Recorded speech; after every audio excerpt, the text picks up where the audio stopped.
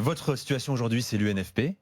Depuis maintenant combien de temps vous êtes en stage avec l'UNFP? Ça fait 4-5 semaines, je crois. 4-5 semaines. Il y a une grosse préparation physique, d'abord. Vous avez notamment fait quasiment 2 jours avec l'armée à Paris. Ouais. Je suis arrivé après. Ouais. Après, il a alors, la chance. là c'était opération commando. Hein. C'est dans la nuit totale, nuit à la Belle Étoile également. Ouais, c'est clair. C'était opération commando. On a une grosse journée. Images sur RMC Sport News justement. Ouais, non, on a une grosse journée de galère aussi, on va dire, mais une grosse cohésion au niveau du groupe. Et franchement, c'était une magnifique expérience pour tout le monde. L'UNFP, le stage estival pour les joueurs en recherche de club, c'est une première pour vous deux. C'est une première. Ah, c'est une première. Ouais, pareil aussi. Ludo, t'as jamais connu ça? Écoute, j'aurais pu. Parce que quand je reviens du Maccabi Haïfa, je négocie ma fin de contrat très tard. Donc j'arrive sur le marché des transferts fin août, début septembre, comme joueur libre. Il y a 2 clubs avec qui je peux éventuellement signer.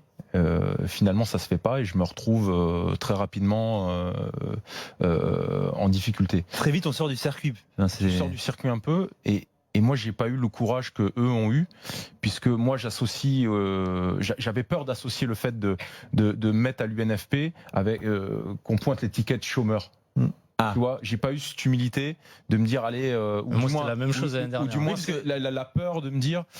Ça y est, là, on met l'étiquette, ça sera d'autant plus dur de retrouver un club après. Je vais essayer de surfer sur mon nom et sur ce que j'ai fait et mes réseaux.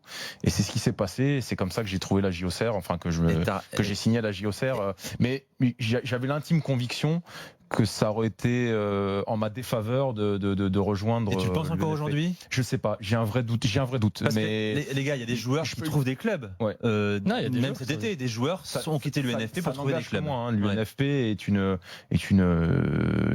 un syndicat justement qui est là dans ses prérogatives, c'est-à-dire qui est dans l'accompagnement des joueurs en difficulté. Autant ils peuvent nous défendre toute l'année pour tout ce qui est loi européenne voire mondiale. Mais là, oui, ils sont, c'est tout à fait leur compétence. Et je trouve qu'ils ont les deux beaucoup de courage parce que passer le cap, c'est pas simple. Ça a été dur pour vous justement, Mohamed? Moi, déjà l'année dernière, j'aurais pu le faire par fierté. Comme tu dis, je l'ai pas fait.